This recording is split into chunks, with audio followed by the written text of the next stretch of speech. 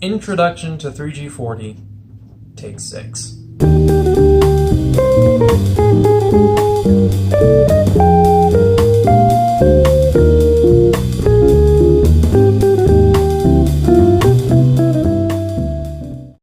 Hey guys, what's going on? It's Sergeant Michael here, and today we're going to be discussing 3G40. And 3G40 is a variant that was designed by Young Grasshopper. If you don't know who that is, there will be a link in the description to one of his videos, so you can go send him your love and support. But 3G40 was a variant designed by him, and it was a variant designed specifically for tournament play. So what that means, it's a variant that's designed for people to come together internationally in one place and play for keeps. We're playing for prizes. We're playing to win. It's a serious deal. The tournament is. But does that mean that you cannot play it in one of your friend groups on a casual game night? No, it doesn't. I would actually highly recommend learning this variant and taking it and playing it in your own game nights, because it is a very, very fun, very new and ingenuitive way to play out of box, and it gives out of box much more flavor than the franchise did itself. So, first thing that you're going to need to know if you're going to start playing 3G40 is the point scoring system. Now, in out of box G40, the point system works where the Axis have to get a certain amount of points on the Europe side to win the game, and or a certain amount of points on the Pacific side to win the game, and the Allies have to capture 2 Axis capitals to win the game. So now each of these victory conditions, Europe and Pacific cities for the Axis and the capitals for the Allies, have to be held for an entire game round to consider basically a victory. And not really an entire game round, just all of the opposing powers have to go after them. So for example, if you play out of box, you should know this, but if Germany captures the last city they need on the Europe side, then all of the allies that go after them have to go, and they still have to control all the cities they need to win in order to win. Okay? It is almost completely opposite in this version. So the first big deal in the point scoring system in this version is that the game lasts for 8 rounds. No matter how long you have to play, or no matter what happens in those 8 rounds, the game lasts 8 rounds. Okay? At the end of those 8 rounds, whoever has the most points wins. And that's completely different from the out of box, where you're trying to meet one victory condition. Both sides are trying to meet one victory condition. In this version, both sides have a certain amount of points that they have to get, and then at the end of the game, whoever has more wins the game. So both the Axis and the Allies independently have 9 points that they can score. I'm not going to list all of their points here. I'll be linking the Axis and Allies forum to all of the rules in the description, so you can click on that and go scroll through the page and see all of the points for yourself. But each side individually has 9 points that they can score. So at the end of the game, whoever has more points wins. Now the really interesting thing about scoring points is you do not have to hold on to them for any amount of time to score the point. That's also different from out of box, where you have to, as I said, hold on to your point that you've got, or your victory that you've got. You have to hold on to it for, basically, to be simple, an entire game round.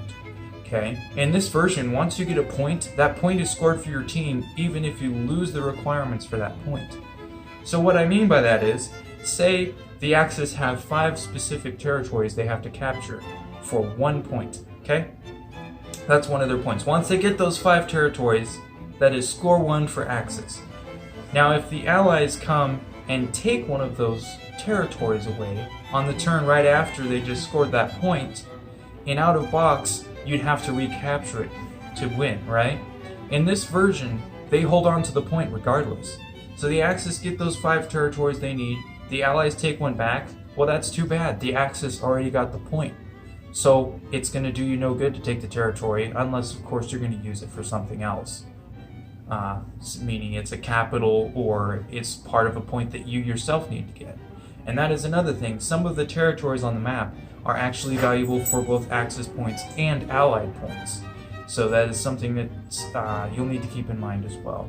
Another interesting thing about the point scoring system in this version is tiebreakers.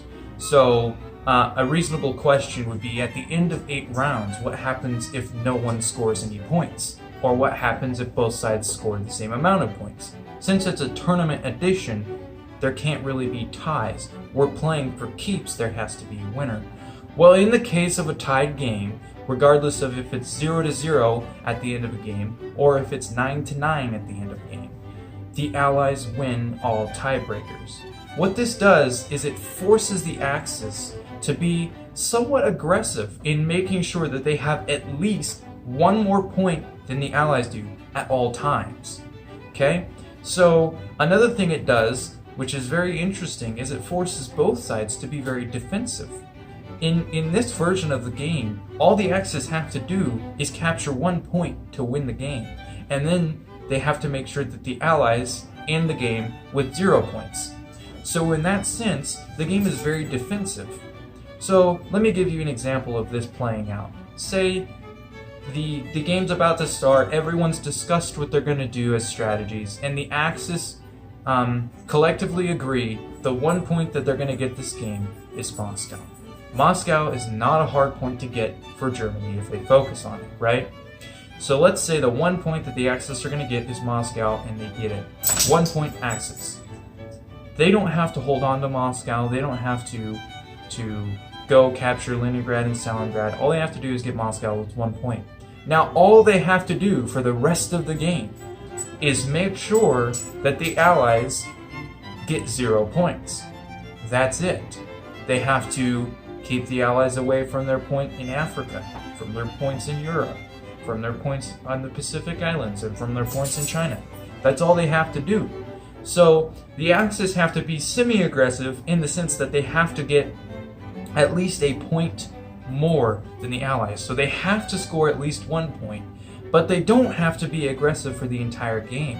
In fact, as I said, they only have to be aggressive towards 1 point more, or 1 point total, and then they can purely play defensively, making sure the Allies don't score any points after that. And as long as that point is still scored for the Axis, which it will be at the end of the game, and the Allies have 0, that's a win for the Axis. Another big difference that you're going to want to know between out-of-box and 3G40 is the new order of play. Now, the new order of play changes 2 things, and we'll see why. So the new order of play is as follows. First going up is Germany, which hasn't changed.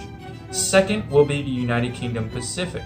And now I'm going to pause here and explain that United Kingdom Pacific is actually a new power in this version of the game. Now, you may have heard of United Kingdom Pacific from the Pacific version of the game, but that country in and of itself does not exist in this version. United Kingdom Pacific in 3G40 is the United Kingdom Pacific that you know from out of box mixed with Anzac. So now both the United Kingdom Pacific and Anzac are one country, sharing the United Kingdom Pacific's name and capital. So Calcutta is the capital of this country. They move their units together and they have the same economy. So they will be going second in the order of play, followed by at third, Japan. Fourth will be United Kingdom Europe. Fifth will be Italy. Sixth will be China. Seventh is Russia. Eighth is the United States. And last and definitely least, at ninth, is France. So a few interesting things, or a couple interesting things that this order of play does is, as I said, the United Kingdom Pacific, it introduces new strategies on the Pacific side of the map. Now the reason why is in out of box, Japan goes before any of the allies on the Pacific map go, excluding Russia. But the interaction between Russia and Japan is usually pretty unexciting and out of box. But what this does in 3G40 is it creates what I call a sandwich of turns, meaning Japan, instead of being at the top of a column of allied turns, meaning Japan goes, allies go. They're now sandwiched between an allied turn and other allies' turns. And this only matters because the allied turn that's being taken before them is in the Pacific. It is the United Kingdom Pacific. If the ally going before Japan was United Kingdom Europe, this wouldn't matter. at all. Or if it was France, this wouldn't matter at all. But because it's United Kingdom Pacific, it is very important. It changes drastically strategies that are going to be implemented by both the Axis and the Allies on the Pacific side of the map. This mixed with the point scoring system, it creates a huge dynamic that I really enjoy on the Pacific side of the map. It makes it much more exciting than out of box, where in out of box all you have to do as Japan is get rich, take islands, and so forth, and that's more of just a snowball on itself. Whereas in this version you have to be very strategic about what territories you want to take, which ones you want to give up, if money is that important, or if you'd rather stage for a point. So another thing this new order of play achieves is nullifying Italian can openers. Now, if you've played G40 for any extent of time, you may have heard that term can opener. What a can opener basically is Italy taking territories for Germany to then use those territories to do more damage. And it's specifically a term used to describe Italy taking territories from Russia. This version nullifies that strategy 100%. It actually completely destroys it. And here's why. So we're going to take 3 countries and where they stand in both orders of play: Russia, Germany, and Italy. So now in out-of-box order of play, those 3 countries, their order would be Germany, Russia, Italy. Okay? So now in 3G40, it's Germany, Italy, Russia. This is a huge deal, and I'll try to explain why. This may get a little convoluted, but I'm going to try to explain why.